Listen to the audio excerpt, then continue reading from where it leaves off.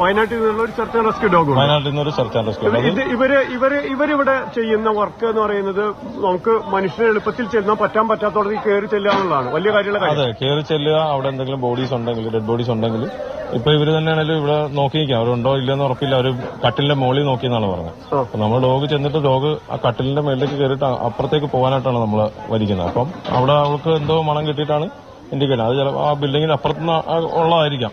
പക്ഷെ ഈ ഏരിയയിൽ ബോഡി ഉണ്ട്. അതാണ് അവൾ ഇൻഡിക്കേഷൻ തന്നിരിക്കുന്നത്. അപ്പൊ ആ ബേസിലാണ് നമ്മളിപ്പോ അവരോട് പറഞ്ഞിട്ട് അവർ സെർച്ച് ചെയ്തുകൊണ്ടിരിക്കുന്നത്. നിങ്ങളിപ്പോ ഇവിടെ വന്നതിന് ശേഷം ഒരുപാട് സ്ഥലത്ത് നിങ്ങൾ ഇതുപോലെയുള്ള അവസ്ഥയാണ് ഇപ്പൊ കാണുന്നത്. എല്ലായിടത്തും ഇത് തന്നെയാണ് ഇപ്പൊ കാണുന്നതെന്ന് പറഞ്ഞാൽ നമുക്കറിയാം ഇവിടെ വളരെയധികം ബോഡി. കാരണം ചെളി ഏകദേശം നല്ല രീതിയിൽ തന്നെ നിറഞ്ഞു കിടപ്പുണ്ട്. രാത്രി കിടന്നുറങ്ങുന്ന സമയത്ത് ആരും അറിഞ്ഞിട്ട് പോലും ഉണ്ടാവും. ഓക്കെ, നമ്മൾ വരാം.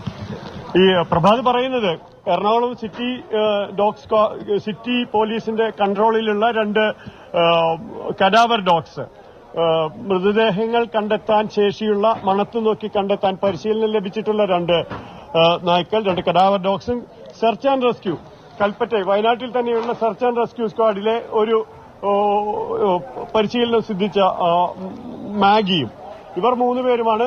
മനുഷ്യന് കടന്നു ചെല്ലാൻ പറ്റില്ല പലയിടത്തേക്കും.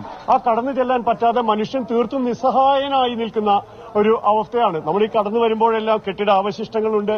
ഇതിലേക്ക് പലയിടത്തും ഇപ്പോൾ തന്നെ നമ്മൾ നോക്കുമ്പോൾ നമുക്ക് കാണാം. കാരണം എവിടേക്കാണ് കാലുവെക്കേണ്ടത് എന്ന് അറിഞ്ഞുകൂടാത്ത, നമുക്ക് കണ്ടില്ലേ, അവർക്ക് അദ്ദേഹത്തിന് ബാലൻസ് കിട്ടുന്ന പോലുമില്ല. അവിടെ നിൽക്കുക എന്ന് പറയുന്നത് അസാധ്യമാണ്. വീട്ടുപകരണങ്ങൾ തകർന്നു കിടക്കുന്നിടം, അതിനിടെ അടുത്ത കാല് വയ്ക്കുന്നത് എവിടേക്ക് തുടങ്ങിയ കാര്യങ്ങളെല്ലാം നോക്കുമ്പോൾ അവിടേക്ക് പക്ഷെ കുറച്ചുകൂടി എളുപ്പത്തിൽ കടന്നു ചെല്ലാൻ ഈ പരിശീലനം സിദ്ധിച്ച ഈ നായ്ക്കൾക്ക് കഴിയും. മനുഷ്യവാസം ഇപ്പോൾ ഈ വീട്ടിൽ തന്നെ എല്ലാവരും ഇവിടെ പരിശോധന കഴിഞ്ഞ് പോയതാണ്. ഇവിടെ ആരുമില്ല, ഇനി ഇവിടെ മനുഷ്യ സാന്നിധ്യമില്ല എന്ന് കരുതി പോയതാണ്. അപ്പോഴാണ് നമ്മുടെ കഡാവർ ഡോഗ്സ് അവിടേക്ക് ചെന്നത്.